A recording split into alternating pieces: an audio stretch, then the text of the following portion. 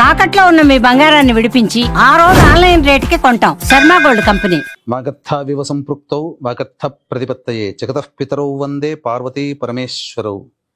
సదాశివ సమారంభాం శంకరాచార్య మధ్యమాం అస్మదాచార్య పర్యంతం వందే గురు పరంపరాం. ఆదిత్యాయ చ సోమాయ మంగళాయ బుధాయ చ గురు శుక్ర శనిభ్యశ్చ రాహవే కేతవే నమః.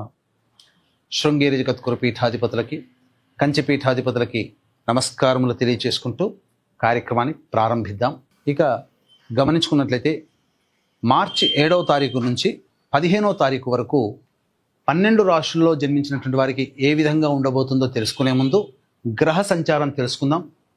వృషభ రాశిలో గురువు, మిథున రాశిలో కుజుడు స్తంభించి ఉండడం, అలాగే కన్యా రాశిలో కేతువు, కుంభరాశిలో రవి శని యొక్క సంచారము, మీన రాశిలో శుక్రుడు బుధుడు రాహు యొక్క సంచారం. ఇక 12 రాశుల్లో జన్మించినటువంటి వారికి ఒక్కొక్కరికి ఒక్కొక్క రాశిలో జన్మించినటువంటి వారికి ఏ విధంగా ఉండబోతుందో తెలుసుకునే ప్రయత్నం చేద్దాం.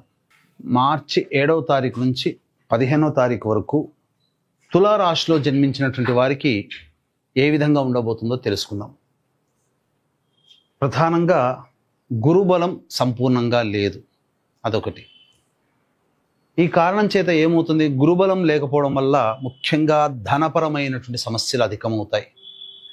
ఏ పని చేసినా ఆ పనులలో ఆటంకాలు అనేటువంటివి ఎదురవుతూ ఉంటుంటాయి. మీ యొక్క పేషెన్స్కి టెస్ట్ పెడుతున్నట్టుగా సమస్యలు, రోజువారీ సమస్యలు అనేటువంటివి ఉంటాయి.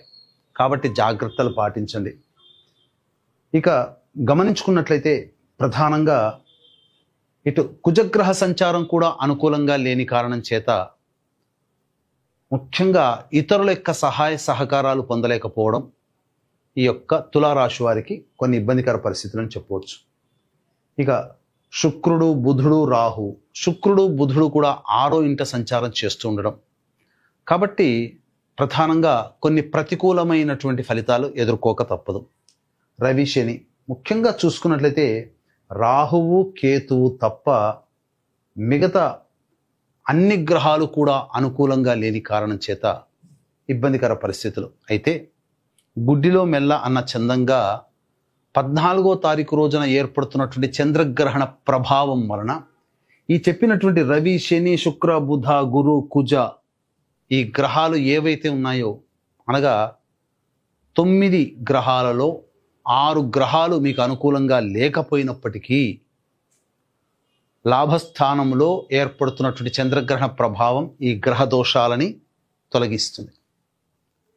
దీనికి చేయాల్సిందల్లా కూడా మీరు చేసేటువంటి ప్రయత్నాలు ఏవైతే ఉంటాయో ఏవి ఆపకండి, అన్ని ప్రయత్నాలు చేయండి. కాలం కలిసి రావట్లేదు కదా, సమయం అనుకూలంగా లేదు కదా అని చెప్పి ఆలోచన చేసి చింతిస్తూ కూర్చునే దానికంటే మీకు గ్రహణ ప్రభావం రూపంలో యోగాన్ని కలగచేసేటువంటి పరిస్థితులు. కాబట్టి మొక్కవోని ధైర్యంతో ఆత్మవిశ్వాసంతో ముందడిగి ప్రయత్నం చేస్తే గ్రహాలన్నీ సానుకూలమైనటువంటి ఫలితాలని మీకు ఇవ్వబోతున్నాయి. ఇది ప్రమాణం. కాబట్టి జాగ్రత్తగా ప్రయత్నం చేసే ప్రయత్నాన్ని మీరు ముందుకు సాగే విధంగా మీ ప్రణాళికలను రూపొందించుకోండి. ఎందుకనంటే ఏ వృత్తులు కూడా అనుకూలంగా లేని కారణం తులారాశి వారికి ఏ వృత్తులు కూడా అనుకూలంగా లేవు. కాబట్టి అన్ని వృత్తులలో అన్ని వ్యాపారాలలో ఏ వ్యాపారం కూడా అనుకూలంగా లేదు. ఏ వ్యాపారాన్ని సృష్టిస్తున్నటువంటి గ్రహాలు కూడా అనుకూలంగా లేవు. కానీ ఆ కారణం చేత మందకొడిగా సాగుతాయి. చేయాల్సిందల్లా కూడా ఏంటంటే తెలివితో వ్యవహరించడం. అంటే ముఖ్యంగా డబ్బుతో కూడుకున్నటువంటి ఏ నిర్ణయం అయినా కానీ 1కి 4 సార్లు ఆలోచిస్తే కానీ నిర్ణయం తీసుకోకూడదు. తద్వారా ఏమవుతుంది, మీకు ఈ గ్రహాలు మిమ్మల్ని ఫోర్స్ చేసే విధంగా ఉంటాయి, ఆకర్షించే విధంగా ఉంటాయి. ఈ డబ్బులు తీసుకుని వెళ్ళి అక్కడ పెడితే బాగుంటుందేమో అన్న చందంగా అనిపిస్తుంది, లేదా ఈ డబ్బులతో వ్యాపారాన్ని అభివృద్ధి చేసుకుంటే బాగుంటుందిగా అనే ఆలోచనలు మిమ్మల్ని బాగా ఫోర్స్ చేస్తుంటాయి. మీ మనస్సు మాట విన్నారా గోతిలో పడ్డట్టి లెక్క. కాబట్టి గ్రహాల మాట వినండి, మనస్సు ఎప్పుడైనా చెబుతుంది. కాబట్టి గ్రహాలు మీకు అనుకూలంగా లేనప్పుడు ప్రధానమైనటువంటి నిర్ణయాలు తీసుకోకపోవడమే చాలా మేలనేటువంటిది అనుభవంలో తెలుసుకోవడం కంటే గ్రహాలు తెలియచేస్తున్నప్పుడు వినడం చాలా మంచిదనే విషయాన్ని గమనించుకోవాలి. ఇక ప్రధానంగా చూసుకున్నట్లయితే నిరుద్యోగస్తులకి బాగా కష్టపడితే కానీ ఫలితాలు రావు. కాబట్టి ఏమాత్రం చింతించకండి. భవిష్యత్తు ముందుంది అనే ఆలోచనతో ముందడుగు వేసుకోండి.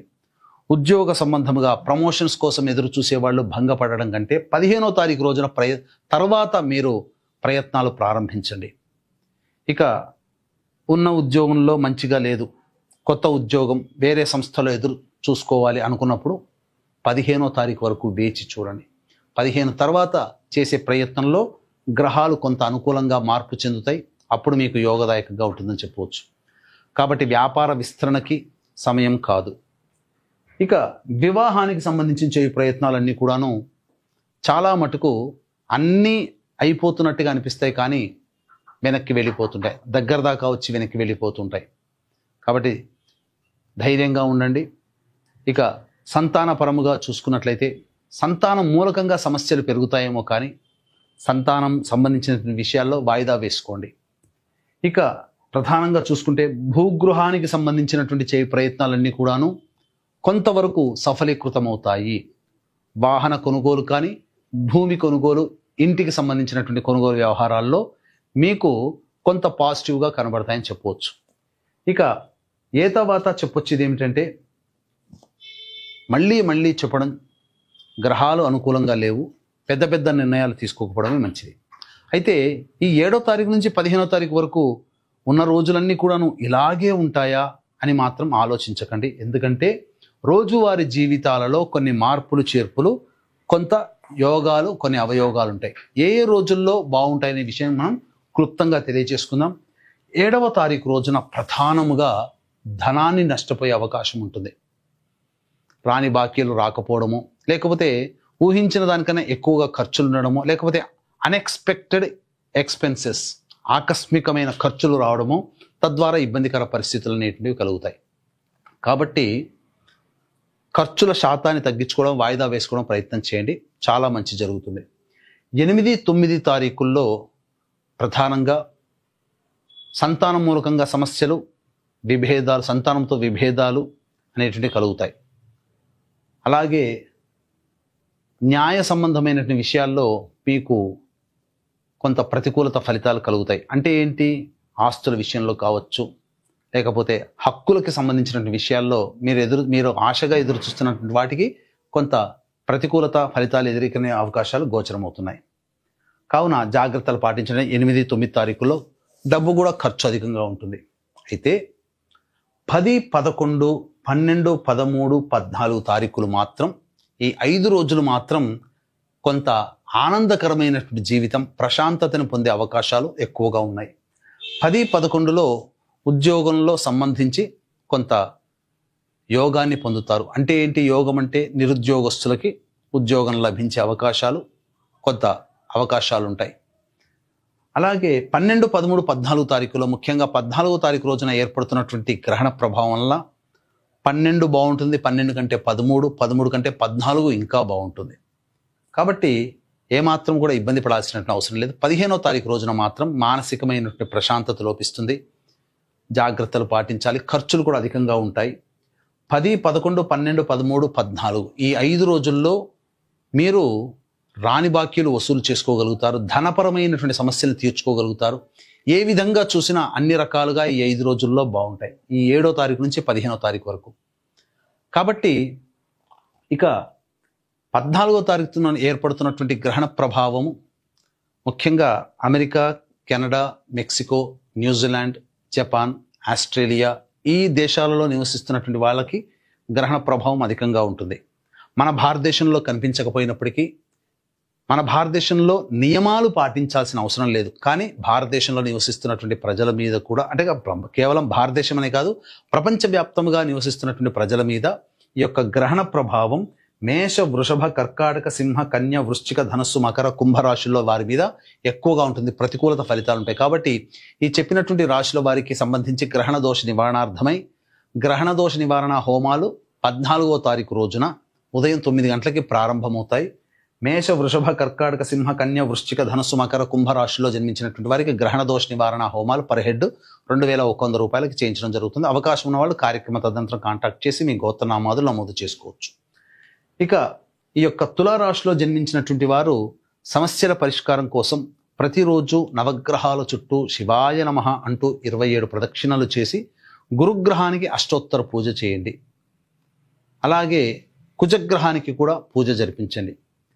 అవకాశం ఉన్నప్పుడల్లా ప్రదోష కాలంలో శివాలయంలో అర్చనలు జరిపించుకోండి. చాలా మటుకు సమస్యలు శాంతిస్తాయి. ఇప్పుడు చెప్పినటువంటి సమస్యల కంటే ఇంకా విభిన్నంగా మీ యొక్క జీవితం ఉందంటే జాతకంలో నడుస్తున్నటువంటి గ్రహ దశాంతర దశల యొక్క ప్రభావాలు. కావున దగ్గరలోని మంచి ఉపాసనా పరులైనటువంటి జ్యోతిష్యులను సంప్రదించి వారి సలహాలు సూచనలు కనుక పాటించినట్లయితే మరింత మెరుగైనటువంటి జీవితాన్ని పొందుతారని తెలియజేయవచ్చు.